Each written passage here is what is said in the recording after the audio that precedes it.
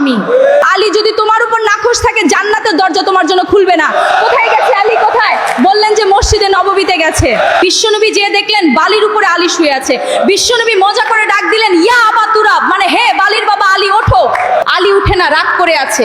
বিশ্বনবী এদিক দিয়ে তাকায়, আলী ওই দিকে তাকায়। বিশ্বনবী যে বলেন, আলী রাগ করো না, ওঠো, তুমি আমার চাচাতো ভাই, আমার ঘরেই তো তুমি মানুষ হয়েছো। ঘাপটি মেরে হাতটা ধরে টান দিলেন। এরপর আলী উঠতে বাধ্য হলেন, ঘরে নিয়ে আসলেন। নিয়ে এসে বিশ্বনবী খাটের মাঝখানে শুলেন, ডান দিকে শোয়ালেন আলীকে, বাম দিকে শোয়ালেন ফাতেমাকে। এবার আপনি চিন্তা করেন, বিশ্বনবী নিজের মেয়ে ফাতেমাকে বলেন, তুমি বিশ্বনবীর মেয়ে হতে পারো, কিন্তু আলী তোমার স্বামী। আলী যদি তোমার উপর নাখোশ থাকে, জান্নাতের দরজা তোমার জন্য খুলবে না।